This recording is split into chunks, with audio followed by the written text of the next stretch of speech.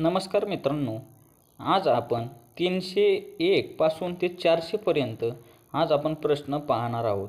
याआधी आपले 3 video upload केलेले आहेत। जे कोणी बघायचे राहिले असतील त्यांनी आधी ते व्हिडिओ पण पहा आणि हा व्हिडिओ पण बघून घ्या। तर मित्रांनो, वेळ वाया न घालवता आज आपण प्रश्नाला सुरुवात करूया। तर पहिला प्रश्न बघा, ब्रिटिश भारताचे पहिले व्हाईसरॉय कोण होते? तर लॉर्ड कॅनिंग जे होते ते ब्रिटिश भारताचे पहिले व्हाईसरॉय होते। दुसरा प्रश्न बघा, 21 डिसेंबर 1909 रोजी नाशिक येथील विजयानंद थिएटरमध्ये कोणत्या क्रांतिकारकाने कलेक्टर जॅक्सनचा वध केला? तर 21 डिसेंबर 1909 रोजी नाशिकमध्ये विजयानंद थिएटरमध्ये अनंत कान्हेरे यांनी कलेक्टर जॅक्सनचा वध केला होता। भारत छोडो आंदोलनात कुठून सुरुवात झाली होती? भारत छोडो आंदोलनाला मुंबई येथून सुरुवात झालेली होती। पुढे बघा, लाला हरदयाळ यांनी गदर पार्टीची स्थापना कोठे केली? तर लाला हरदयाळ यांनी सॅन फ्रान्सिस्को अमेरिकामध्ये या गदर पार्टीची स्थापना केलेली आहे।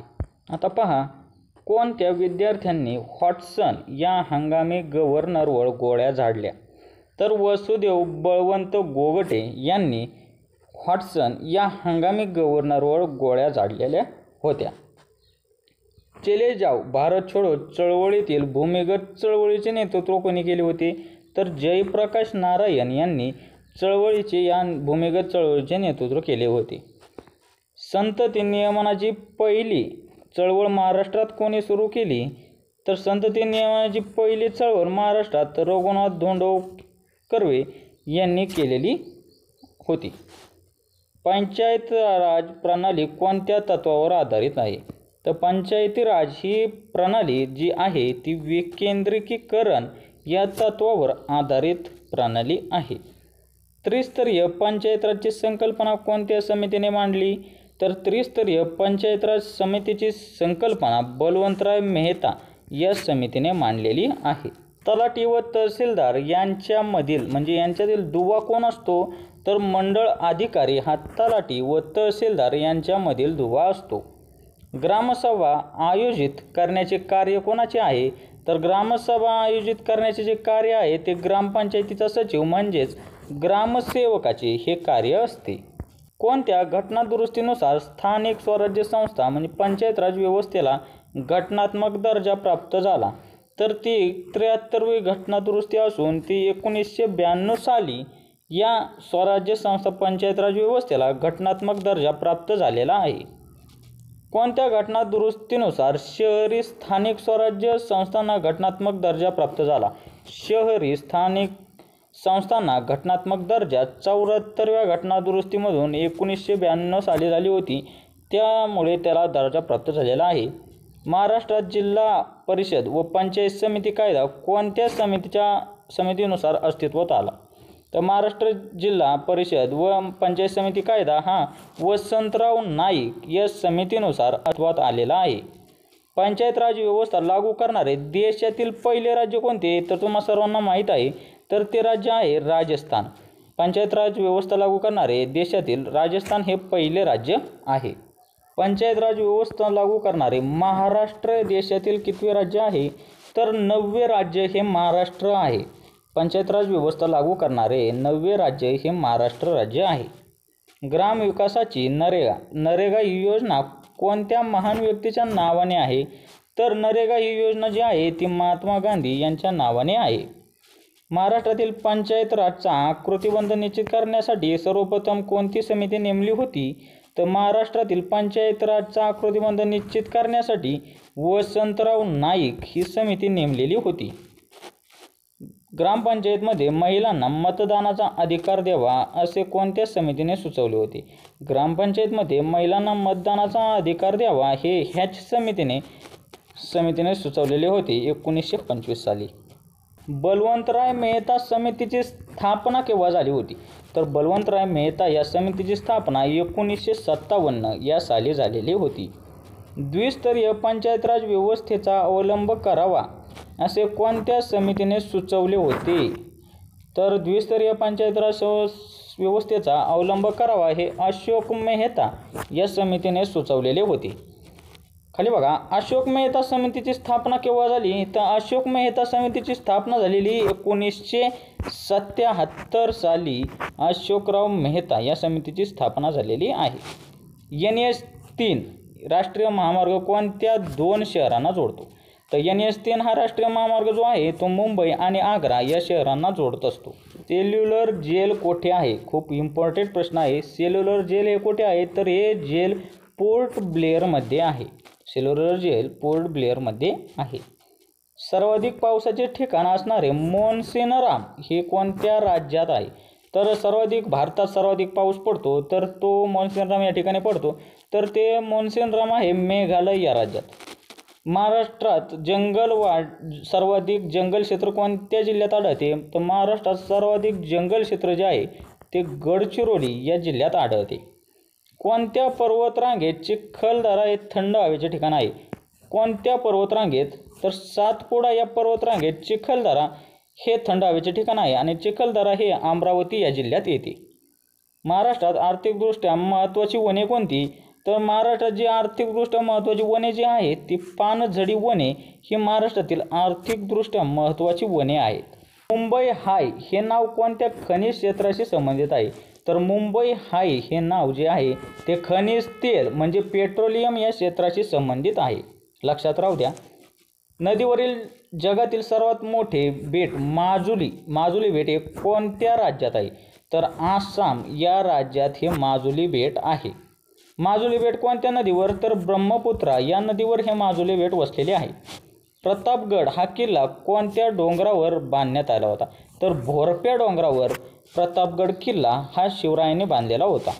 महाराष्ट्रात पहिला सहकारी साखर कारखाना कुठे सुरू झाला हे तुम्हाला सर्वांना माहीत असेल, तर महाराष्ट्रात पहिला सहकारी साखर कारखाना जो होता तो प्रवरानगर अहमदनगर जिल्ह्यात, आता अहिल्यानगर या जिल्ह्यात हा कारखाना सुरू झालेला होता.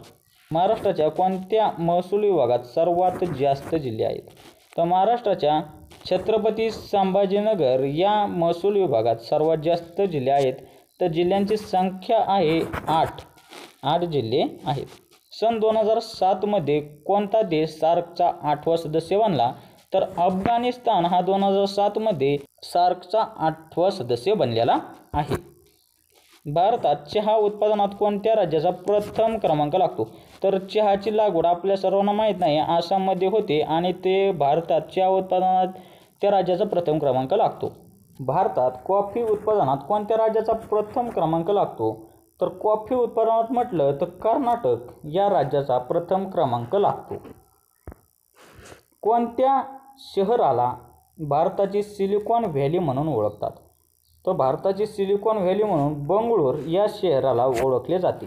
भारतातील प्रस्तावित पहिली बुलेट ट्रेन कोणत्या 2 शहरादरम्यान धावणार आहे, तर मुंबई ते अहमदाबाद या 2 शहरांदरम्यान पहिली बुलेट ट्रेन धावणार आहे. केवलादेवी राष्ट्रीय पक्षी उद्यान हे राजस्थान या राज्यात आहे. तर केवलादेव कुठे आहे, तर राजस्थानमध्ये आहे. शिवसमुद्रम नदी खोरे विकास योजना कोणत्या नदीशी संबंधित आहे, तर शिवसमुद्रम ही नदी खोरे विकास योजना ही कावेरी या नदीशी संबंधित आहे.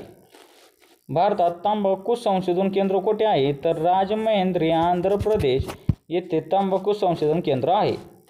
भारताच्या मध्यातून कोणते वृत्त गेलेले आहे, तर भारताच्या मध्यातून जे वृत्त गेलेले आहे त्याचे नाव आहे कर्कवृत्त. लक्षात राहू द्या. तर कर्कवृत्त भारताच्या किती राज्यातून गेलेले आहे असे विचारले तर 8 राज्यांमधून कर्कवृत्त हे गेलेले आहे. सरदार सरोवर प्रकल्प कोणत्या नदीवर बांधण्यात आलेला आहे, तर सरदार सरोवर प्रकल्प जो आहे तो नर्मदा नदीवर स्थित आहे. हुजूर साहेब गुरुद्वारा कोणत्या शहरात आहे, तर हुजूर साहेब गुरुद्वार जे आहे ते नांदेड या शहरात आहे. महाराष्ट्राचे राज्यफूल जारूळ फुले कोणत्या रंगाचे आहेत, तर जांभळा रंगाची हे फुले आहेत. महाराष्ट्राचे राज्यफूल जारूळ याला वेगवेगळे नावं आहेत, तर ते जांभळा रंगाचे आहेत. केरळमधील कोणते अभयारण्य हत्तीसाठी प्रसिद्ध आहे, तर केरळमधील पेरियार जे अभयारण्य आहे ते हत्तीसाठी प्रसिद्ध आहे. पेरियार जे अभयारण्य आहे ते हत्तीसाठी प्रसिद्ध अभयारण्य आहे. जगातील सर्वात मोठे बेट विचारले. जगातील सर्वात मोठे बेट कोणते आहे, मग ग्रीनलँड हे जगातील सर्वात मोठे बेट आहे. वेरूळ येथील कैलास लेणी कोणत्या राजघराण्याच्या काळात कोरली गेली? तर वेरूळ येथील कैलास लेणी जी होती ती राष्ट्रकूट यांच्या राजघराण्याच्या काळात कोरली गेलेली आहे. महाराष्ट्रातील कोणत्या नदीला दक्षिण गंगा या नावाने ओळखले जाते? तर गोदावरी या नदीला, महाराष्ट्रातील नदीला दक्षिण गंगा म्हणून ओळखले जाते. कोणत्या दोन ग्रहांना उपग्रह नाहीत? बुध आणि शुक्र या ग्रहांना उपग्रह नाहीत. लक्षात राहू द्या, खूप इम्पॉर्टंट प्रश्न आहेत. शिवनेरी किल्ला कोणत्या तालुक्यात आहे? तर शिवनेरी किल्ला हा जुन्नर तालुक्यात आहे आणि पुणे जिल्ह्यात हा शिवनेरी किल्ला आहे. शिवाजी महाराजांचा जन्म याच किल्ल्यावर झालेला आहे. महाराष्ट्र विकास प्रशासन प्राधिकरणाचे मुख्यालय कोणत्या शहरांमध्ये आहे? महाराष्ट्र विकास प्रशासन प्राधिकरणाचे मुख्यालय जे आहे ते या पुणे शहरामध्ये आहे. राष्ट्रीय पर्यावरण अभियांत्रिकी संशोधन संस्था कोणत्या शहरात आहे? तर राष्ट्रीय पर्यावरण अभियांत्रिकी संशोधन संस्था जी आहे ती नागपूर या शहरात आहे. अष्टविनायकापैकी कोणती दोन ठिकाणे रायगड जिल्ह्यात येतात? तर अष्टविनायकापैकी पाली व महाड ही अष्टविनायकची दोन स्थाने ही आहेत, ही रायगडमध्ये येतात. रायगडमध्ये 2 आहेत आणि पुण्यामध्ये 5 आहे आणि अहमदनगर जिल्ह्यात 1 आहे. असे हे अष्टविनायकाचे 8 स्थाने आहेत. देशातील पहिले मुक्त कृषी विद्यापीठ महाराष्ट्रातील कोणत्या जिल्ह्यात स्थापन करण्यात आले? देशातील पहिले मुक्त कृषी विद्यापीठ जे होते ते महाराष्ट्रातील नागपूर या जिल्ह्यात स्थापन करण्यात आलेले आहे. साबरमती नदीचा उगम कोणत्या पर्वतरांगेतून होतो? पर्वतरांगेतून कोणत्या पर्वतरांगेतून विचारले, त्यामुळे अरवली या पर्वतरांगेतून साबरमती नदीचा उगम होत असतो. काळा घोडा उत्सव कोणत्या शहरात साजरा करण्यात येतो? हा प्रश्न आला होता मागल्या वेळेस भरतीला. तर काळा घोडा उत्सव जो आहे हा मुंबई या ठिकाणी या शहरात साजरा केला जातो. पुढे बघा, चिपको आंदोलन कशाशी संबंधित आहे? तर चिपको आंदोलन जे आहे ते वृक्षतोड याच्याशी संबंधित आहे. उलर हे गोड्या पाण्याचे सरोवर कोणत्या राज्यात आहे? तर जम्मू काश्मीर या राज्यात हे उलर गोड्या पाण्याचे सरोवर स्थित आहे. ब्रॉडगेज रेल्वे लाईनमधील रुंदी किती असते? तर ब्रॉडगेज रेल्वे लाईनमधील रुंदी असते 1.67 मीटर एवढी रुंदी असते. आशियातील सर्वात मोठी लोकर बाजारपेठ कोणत्या ठिकाणी आहे? तर ती आशिया खंडातील सर्वात मोठी लोकर बाजारपेठ जी आहे ती बिकानेर या ठिकाणी आहे आणि बिकानेर हे स्थान राजस्थान या राज्यात आहे. कोणत्या शहराला इंद्राची नगरी म्हणून ओळखले जाते? तर अमरावती या जिल्ह्याला इंद्राची नगरी म्हणून ओळखले जाते. कोणती पर्वतरांग जगातील सर्वोच्च पर्वतरांग आहे? तर काराकोरम पर्वतरांग जी आहे ती जगातील सर्वोच्च पर्वतरांग आहे. मीनाक्षी मंदिर भारतातील कोणत्या राज्यात आहे? तर मीनाक्षी मंदिर जे आहे ते तामिळनाडू या राज्यात स्थित आहे. आल्लापल्ली येथील वनवैभव कशासाठी प्रसिद्ध आहे? तर आल्लापल्ली येथील जे वनवैभव आहे ते सागवान या वृक्षाशी संबंधित आहे. कोयना नगराला कोणत्या वर्षी भूकंपाचा भीषण तडाखा बसला होता?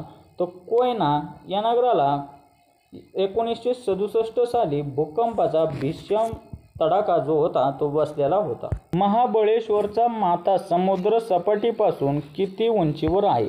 तर महाबळेश्वरचा जो माथा समुद्र सपाटीपासून किती उंचीवर आहे? महाबळेश्वरचा माथा समुद्र सपाटीपासून किती उंचीवर आहे? तर 1436 मीटरवर महाबळेश्वरचा माथा समुद्र सपाटीपासून उंचीवर आहे.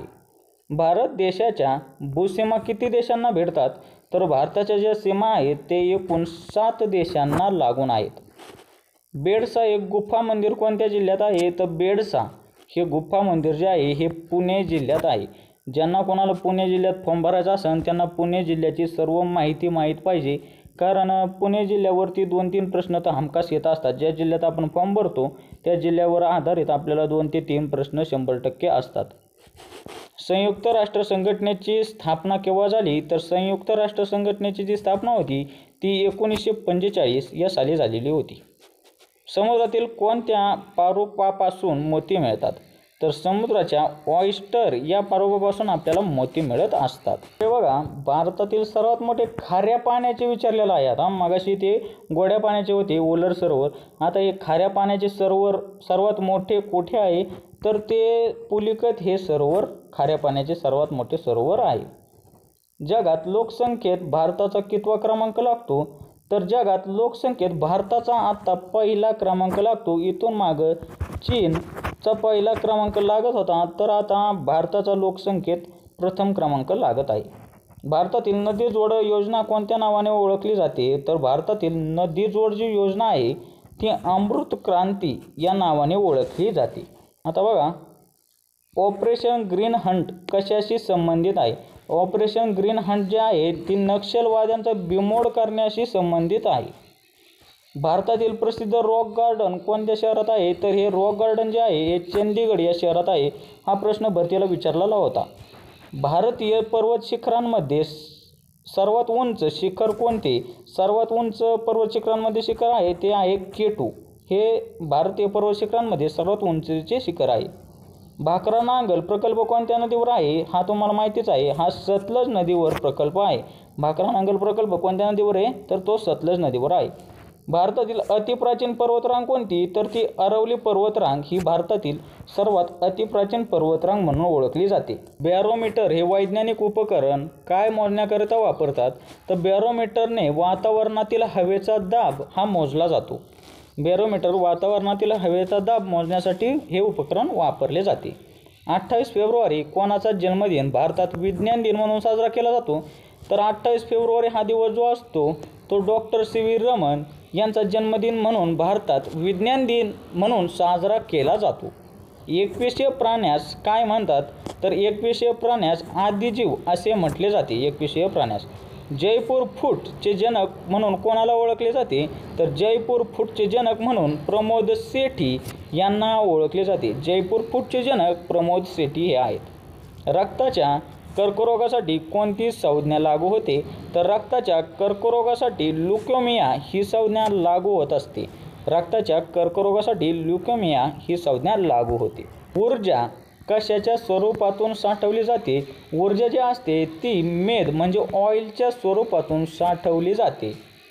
प्राण्यांमधील सर्वात मोठा संघ कोणता? प्राण्यांमधील सर्वात मोठा संघ जो आहे तो ऑर्थोपोडा हा संघ प्राण्यांमधील सर्वात मोठा संघ आहे. महाराष्ट्रातला पहिला सोने शुद्धीकरण कारखाना कुठे आहे? तर महाराष्ट्रातला पहिला सोने शुद्धीकरण कारखाना हा शिरपूर या ठिकाणी आहे. कांदे, बटाटे इत्यादींना कोंब फुटू नये म्हणून त्यावर कोणत्या किरणांचा मारा केला जातो? कांदे, बटाटे इत्यादींना कोंब फुटू नये म्हणून यावर गॅमा किरणाचा मारा केला जातो.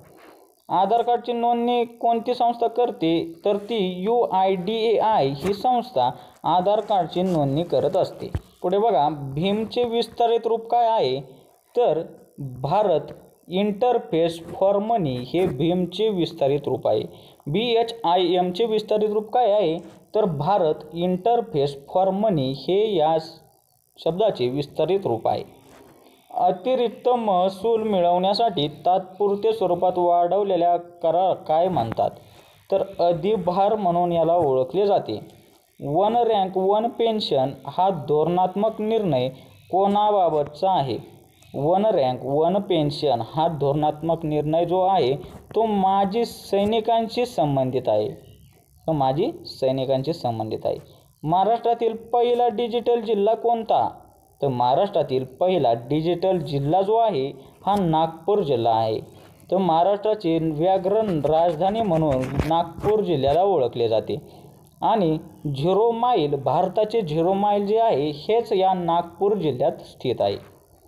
IMFचे विस्तारित रूप काय आहे? इंटरनॅशनल मनी फंड या IMFचे विस्तारित रूप आहे. पिकाच्या आधारभूत किमती म्हणजे हमीभाव कोण जाहीर करतो?